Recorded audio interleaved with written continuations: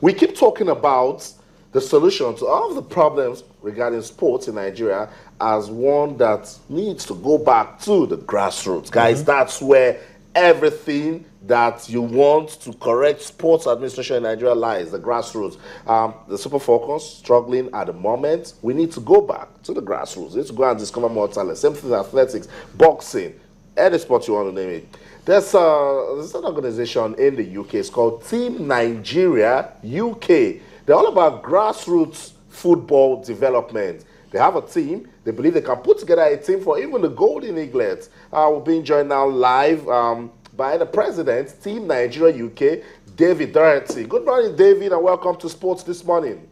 Good morning, Mr. Austin, for having me. Good morning. David, we want to understand Team Nigeria UK. What's it all about as regards grassroots football development? Simply is just a platform to actually empower and inspire young people, educate them, and also a platform to actually link, our potential talents, in that are born in UK, in America, in Europe, and in Canada, to actually help in developing our grassroots back home. Okay, are you in touch with the football governing body in Nigeria, talking about the NFF, because you can't do all of these things in isolation. What you're doing is good, but are you in touch with them? How plans of working together in the mix? Absolutely, we are. We were in Nigeria in July to play the Golden Eaglet, and we were very happy, for the step that the Nigerian Football Federation took, for them to accept, the offer. What we're actually trying to do. I think they've seen what we're trying to do, and they actually welcome it. We're very, very impressed, by the support given by the Football Federation, especially the Secretary General and the rest. They really accepted us, they welcome us, and they told us it's something they're actually looking, to work in collaboration and partnership with us going forward. All right, is this going to be just a base for, is it going to just focus on the youth in the UK, or do you have any plans of extending it back down to those here in Nigeria? Because, of course, we agree that there are talent here in Nigeria as it is in the UK. What are your plans? Just to correct you, it's not just in the UK that we're actually covering.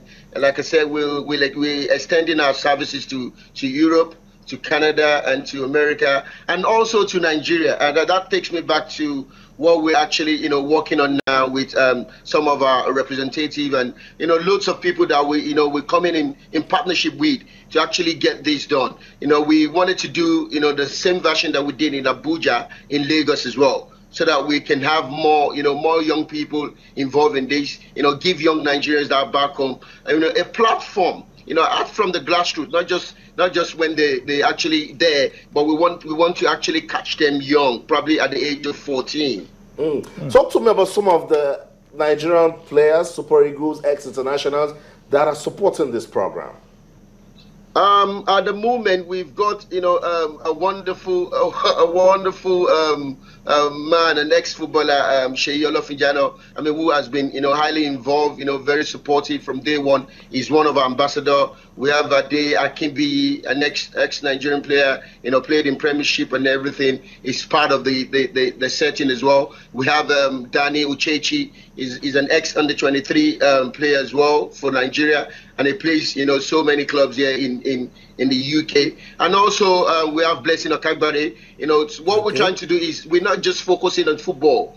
We've got so many talent in different areas of sports. So we're not just working only with the Nigerian Football Federation. We're actually going forward to to speak with the NSC, the National Sport Commission, the DG. We've had a chat with him, Yakmut, and then also to see how we can empower and get more talents from other sports. And then going forward, we've got some kind of development with Blessing. I think she's trying to, I wouldn't let the cat out of the bag. Okay. She's setting up something in the UK, and she's looking to work in partnership with us so that we can empower these young people doing athletics and other things as well. There's so many vast pool of talents, okay, not just in the UK that Nigeria's got. All right. Okay. How do you? What? Can you mention some? some names that have progressed through the ranks, because that's the only way to measure development. That's the only way to know if you're pressing the right buttons. Can you just mention some few names that have progressed through the ranks? What it is we actually started going to a year plus now, okay. you know what we normally do is we always I mean, every two months we have trials, open trials, and you know, probably 8 to 1,000 young people of Nigerian descent. Those are thatched in clubs, and those are unattached. You know, so the project is not just for those that are already in academy, but also the ones that are not in academy, for we to help them get into the ladder, get into a professional side. That makes the job easier for us. And then, because we can't do it alone, we work with different clubs, different academies to help us monitor the development of these young people. And there's vast loads of them. The ones that we took to Nigeria are all playing in academies. These are players that are not even known to the Nigerian Federation. So for we to say we've got some ranks coming in, there's so many of them, the ones that you know, I mean, we've got the likes of Nathan Odua, the Olaoluwa, you know, that plays in Chelsea. You know, we've got what do you call it, James Alap. There's so many, Nathaniel Oseni, so many of them in touch. So what we're trying to do now is we've realized we've got so many talents that are up to like under 21 years old. So we've already opened the channel, you know, to get to that level as well. Not just the under 17, but as well to actually get the ones that are like probably 18, 19, 20 playing for England. Not every one of them will play for England. This has to be a thing that we need to stop. And we don't just set our eyes on the players that are doing very well in Premiership like Jordan Ibe.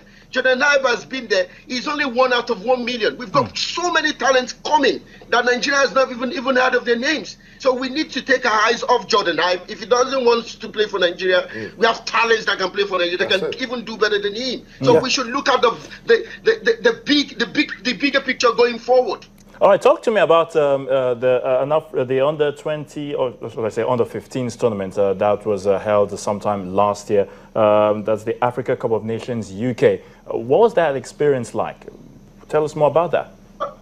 Yeah, what it is under 16. It's been going on for the past 6 years, and they've got the senior version. But we actually, you know, spoke to the organizers, who are Ugandans. It's a competition that attracts over 20,000, people. Different countries come together to play this game. It's very, very competitive. Loads of stars are in there, both at the senior level, at the junior level. So we use that as a preparatory ground for these young people, to see them, to test them, you know, bring them together. We don't actually train these young people. We took them they are just 16 years old, 16, 14, 15. And these are players that are being called to the England national team. As soon as we came back from Nigeria playing England, one of our players who plays for Birmingham is being invited to England under 15. For you to know that England are watching every little thing that we're doing. They knew we're trying to stop or to curb, you know, the loss of our talents. So they are on toes on every little thing we do. Our trials, they send their scouts in there to watch. They know what we can post. They know what we can do. So why can't we, as a country, we need people to stand up, people that can fund this thing. We're doing this thing with no penny from nobody. We're doing it based on voluntary. The people that are doing all these things, they're all Nigerians. Thank you so much, David, for talking to us this morning. He's saying so much. Very good initiative. I like the passion. You can sense the passion, He's saying that don't wait till everyone is talking about Jordan Ibe. When he started playing at 9, if you were monitoring him and you were going to see his parents, it would have been good for the country. Not until when you know he's playing for Liverpool, you're not going to have a meeting. They'll say, no, you're trying to come and exploit their talent. He can actually work with the Nigerian Football Federation and work with not just the Nigerian academies in the country. And what this does is that it makes the pool wider for us to select players. And we hope things will get better in the coming weeks and months. All right, let's talk about the English Premier League. We're really running out of time, guys, but let's do this very quickly now. Chelsea against Arsenal, that's the star game for me for this weekend. We all agree to that. Aston Villa will hope to get back to winning ways. They take on West Brom. Bournemouth against Sunderland. Newcastle United against Odion Ighalo's Watford. Stoke City playing Leicester, who sits second on the table at the moment. Swansea City will try to get past Everton, who beat Chelsea last time out. Manchester City against West Ham. Well, they seem to have a knack of playing well when they come to the big teams, but we don't know what's going to happen at the Etihad. Tottenham Hotspur against Crystal Palace, a London derby. that will be. So that should be an interesting game altogether. Liverpool playing Norwich City, Southampton against Manchester United.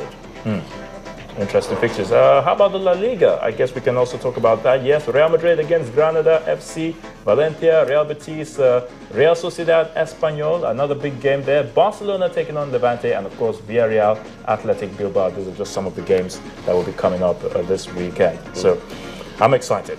Yeah, a lot to expect this weekend. Let's watch out for in the leagues. All right, that will be how we're gonna end it for today.